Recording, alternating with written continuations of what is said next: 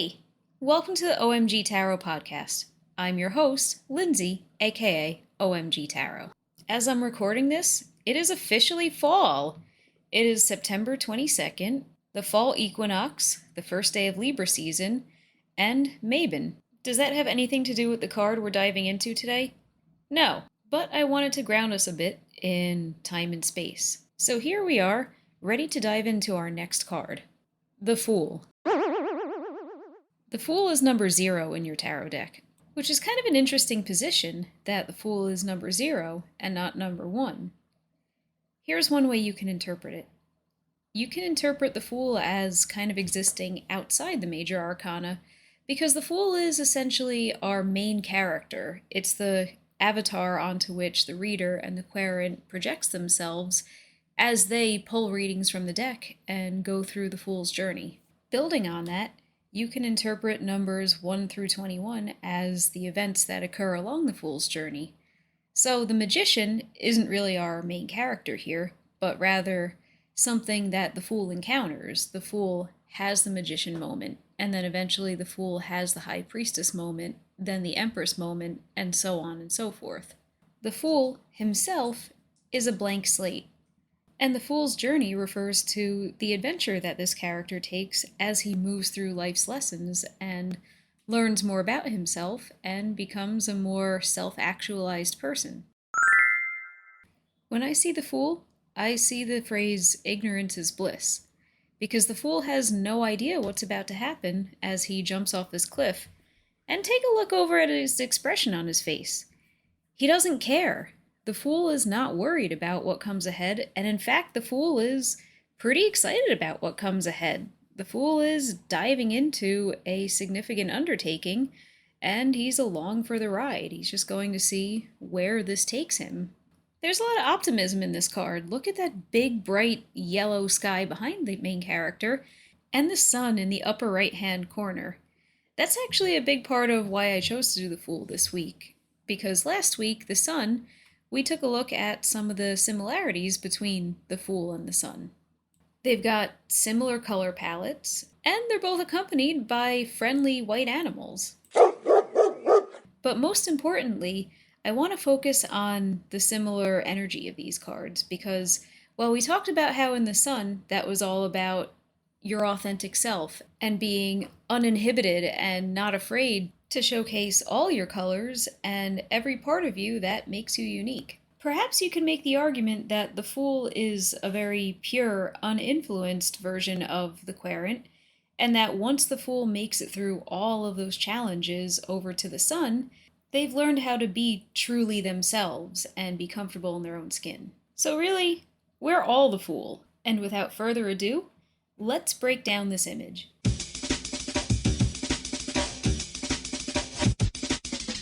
When we look at the Fool, at least on the Rider-Waite-Smith deck, we see a figure who appears to be a young man who's glibly, callously even, getting quite close to the edge of a cliff. This figure is wearing pretty nice clothes for Rider-Waite-Smith standards. And now I know we haven't talked a whole lot about the clothes on the figures, and for me, they're not really a huge focal point in my reading, but a number of readers do focus in on the significance of the figure's clothing in the cards they read. And just as a quick aside, let's do a little comparing, because we've got figures like the Empress and the Emperor who are wearing very nice regal clothing, and that speaks a lot to how important they are. Versus then over on the Five of Pentacles, those people are not dressed well. How the people are dressed can speak to the situation they're facing and their role in the deck. And bringing it back to the Fool, I think this looks like, well, his sleeves kind of look like wings to me, almost like this figure is ready to fly on his own, and I think that ties in very neatly with what this card is all about, which is a big undertaking and going on a life-changing journey. I often liken the Fool to somebody who just finished high school, and now that they have their diploma in hand, their life feels a lot more like their own. They can make any choices with regard to, do I get a job? Do I pursue higher education? Do I join the military? Do I join the family business if that's available to me? Do I explore? Basically, after a life where up to this point your daily schedule was ruled by bells and homework and assignments, now you're in control and you can do any kind of serious undertaking like going to college or starting a career or joining the military. Those are all big life-changing things. Or you don't necessarily have to. Perhaps as soon as you get out of high school, you just keep doing what you're doing. Maybe you keep working the same job you've been working, or just kind of take this ascent into adulthood a little more slowly. That's totally up to you, and the point is, it's up to you to control. You have full reign over what happens to you next, and the Fool, similarly, has full reign over where he goes next. Is he going to jump off this cliff? We can assume yes, but he doesn't have to. But also, he's excited to, and generally that tends to be the attitude of people when they're finishing up high school and staring down what comes next. It's exciting, it's invigorating. Whichever path you take, it's going to change you profoundly.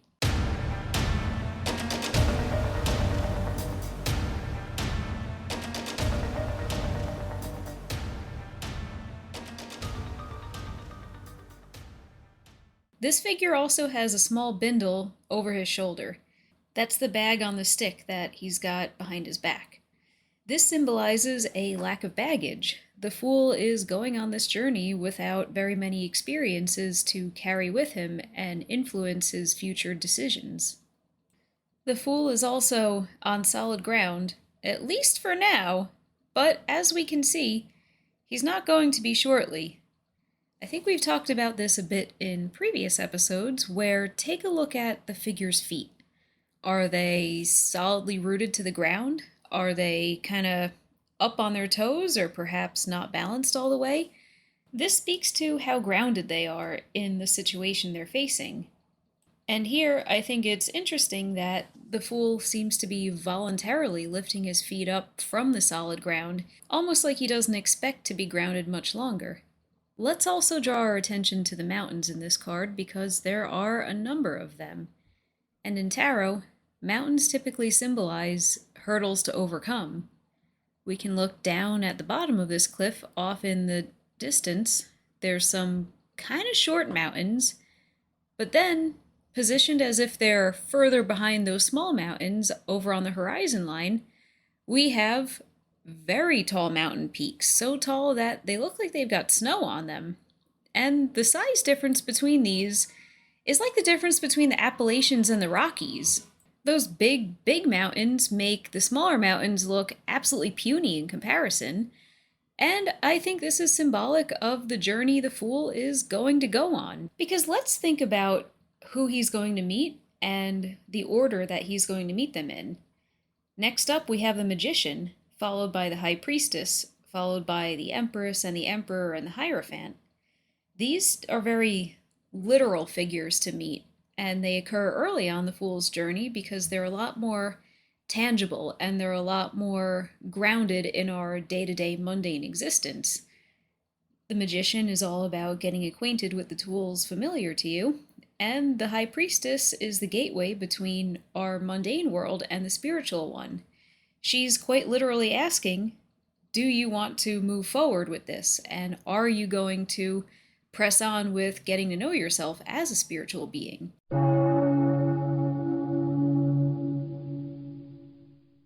And then after her, the Empress and the Emperor are the mother and father archetypes. The lessons that you learn from your parents are the lessons that occur early in life and the ones that create a foundation for you to carry on as you move into adulthood and tackle more challenging topics, like the ones we see symbolized in cards like the Tower and the Star and the Devil, and those more layered, nuanced, complex lessons that you need to learn and that you can only really reach after you've done the more foundational work. So let's also take a look at the dog, because the Fool's dog is probably the most popular animal character in tarot, and it's easy to see why. That dog is so cute, it's so little, and it's so enthusiastic about the journey the Fool is about to depart upon. This dog is white, and as we've talked about before, in tarot, white symbolizes purity and innocence, and I think we could read this as the dog is genuinely enthusiastic about accompanying the fool on this journey. The dog doesn't have any motives or an agenda of its own. The dog is just here for the ride and to provide moral support. And that's where the dog is a little bit deeper of a symbol here, because it's not just good company. This dog is showing that on this journey, as the fool jumps off the cliff and goes through all the trials and tribulations that the rest of the major arcana throws his way, he's not alone. So, who's going on this journey with the fool if we want to read this dog symbolically? You could read the dog as the fool or the querent, because remember, the fool is essentially an avatar for the querent. You could read the dog as the querent spirit guides, and the ones who are going to keep their hands on the querent's shoulders as they navigate life and navigate the challenges that life throws at them. You could, because I know we're all very different in our reading style, and some of us lean very hard into the spiritual side, while others tend to be more focused on the tangible things and tend to relate the symbolism more to practical day-to-day stuff. You could read the dog as literal friends and family surrounding the querent, and the idea that we live in a society. Humans are herd animals, and so as you face challenges, you're never really alone. There's always somebody who's been there and experienced what you're experiencing, and perhaps someone who you can listen to and someone who will listen to you. Maybe you could even read the dog as symbolic of the completed fool's journey and the final actualized finished fool looking back on their former self and guiding them through all the lessons that the major arcana brings their way. Kind of like a I'm you but from the future situation. I don't think any one of those interpretations is necessarily more right or wrong than the others. I think that regardless, the fool is not doing this by himself. The fool has people who love him and are supportive of the things he does. If you want a glimpse into the day-to-day OMG tarot practice, I tend to fall into the category who read this dog more literally, as you have friends, you have family members, you have literal supporters in your world who want to see you be your best self. Maybe it's because I also have a white dog, although I don't think she's terribly concerned with my personal and spiritual development. Or maybe it's the Capricorn Mercury, which, by the way, I haven't mentioned it in a while, but the offer's still up there. Free tarot card reading to anyone who can piece together my chart from all the clues strewn across these episodes. Just jot them down and shoot me a DM or email with the most complete chart you can put together, and if you're mostly right, you get a free reading with me. How fun is that? Let's take a look at the Fool's astrological association. The Fool is associated with the planet Uranus, making it another one of our major cards that's not associated with a specific sign. Uranus is the planet of rebellion and innovation. It's the modern ruler of Aquarius. So think of Aquarian traits like innovation and thinking outside the box and being willing to creatively break the mold and do things that are uncomfortable and perhaps even contrarian for the sake of making things better, at least in the Aquarian's mind. The reason why Uranus is known as the modern ruler of Aquarius is because it was discovered relatively recently in human history. It was discovered in 1781 by William Herschel. And by 1781, the zodiac associations with planets were already well established by thousands of years, and Aquarius already had a ruling planet. It was Saturn. So does that mean that Aquarian traits just changed up overnight? No, it means that Aquarius got a co-ruler, and it was not the only planet to get one. Over the years, Scorpio got a co-ruler, Pluto, and Pisces got a co-ruler, Neptune. So, how do we reconcile Aquarius's traditional ruler, Saturn, and all of those traits, which are things like self discipline and responsibility, and feeling like you're the adult in the room who has to tell everybody else what to do, and Uranus traits like rebellion and pushing back and basically saying, "You're not going to tell me what to do, I'm going to do what I want to do"? Well, yeah, Aquarius energy combines both. Not only are they rebellious, but they're disciplined about it and very committed to the bit. Perhaps with a level of conviction that's not always in their own best interest, but we'll talk about that in another podcast. I want to revert our attention back over to Uranus and what it means for the Fool. Uranus is, as I mentioned, rebellion and innovation, and you could read this as the Fool is rebelling against his previous life by choosing to take this journey. He's got the choice of, do I jump off that cliff and launch myself into this spiritual journey that will inevitably change me? Or do I sit down here and stay grounded?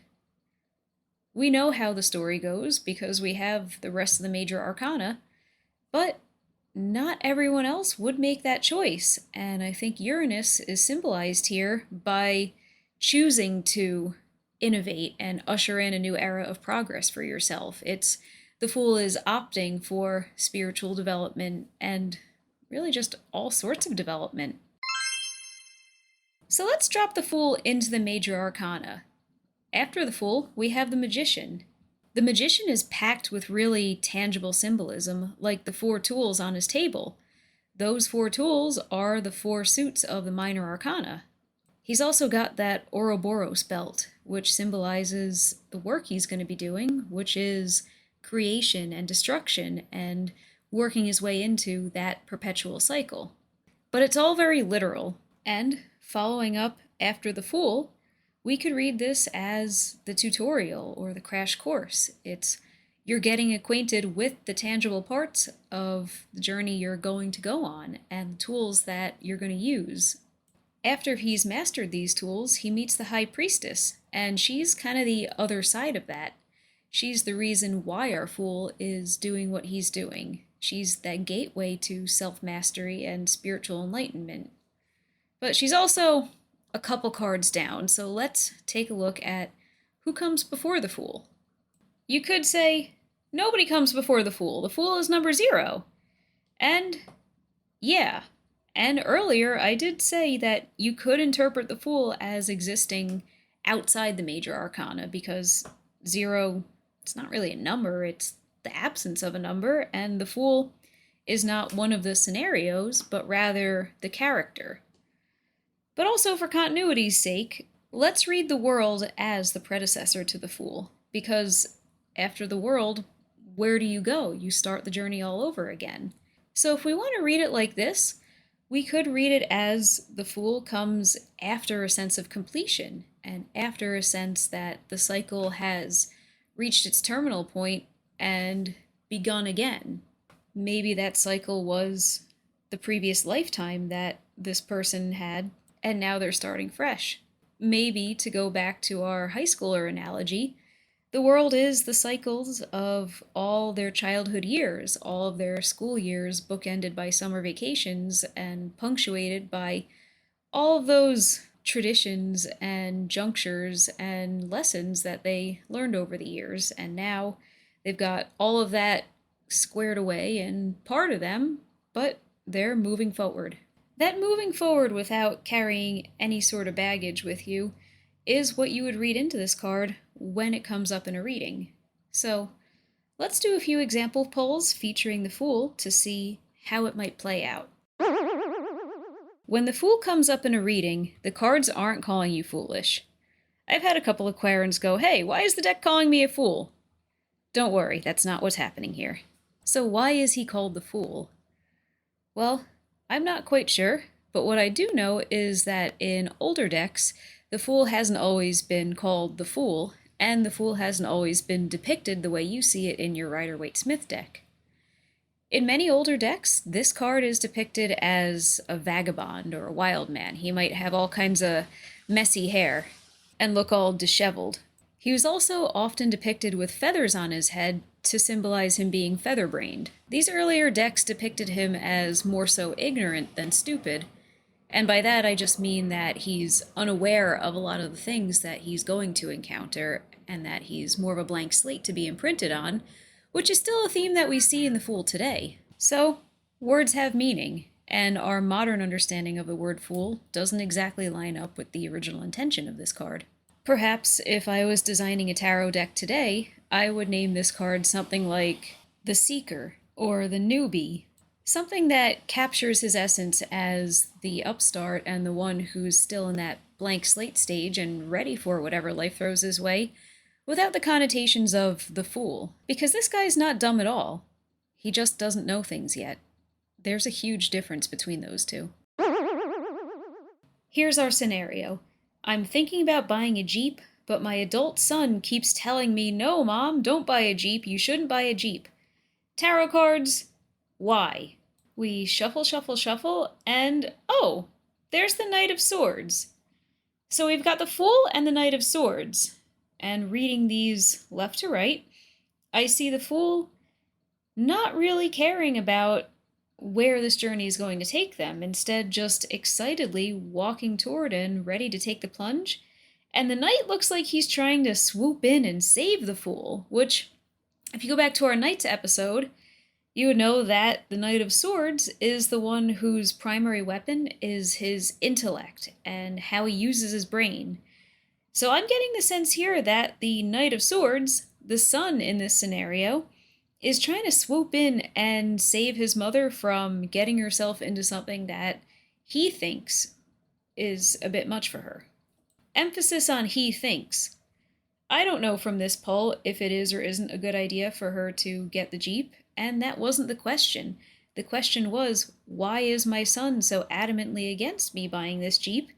And from this spread, to me, it looks like the son thinks that the mom is unaware of what she's getting herself into, and that he feels like he needs to save her from her own bad decision before she makes that decision.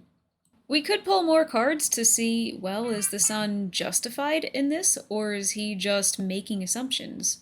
And perhaps I will. I pulled the Six of Swords. Mom, you know better than your son. Don't let him try and decide what's best for you. You know what's best for you.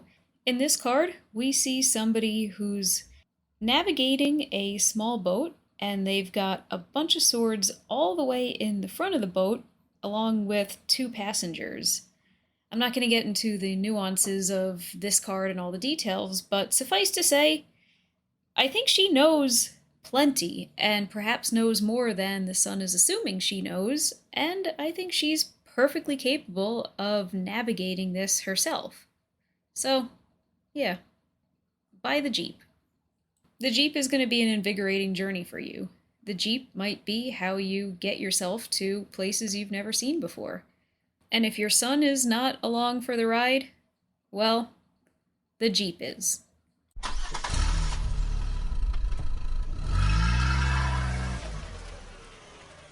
And that about wraps up our discussion today.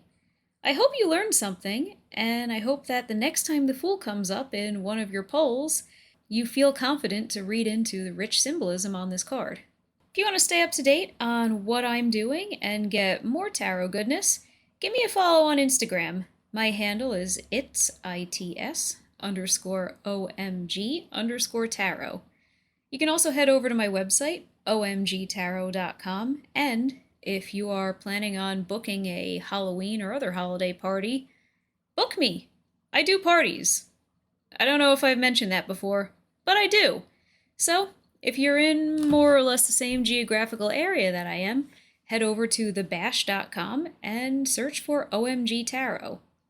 Or you can just get in touch with me on my website. And if you're not interested in any of those things, but you did enjoy the podcast, give me a good review. They really do help. And if you want to be notified when new episodes drop, give me a follow. So, alrighty. That's all I've got for you today. I hope you enjoyed, and I'll talk to you next week. Bye-bye now.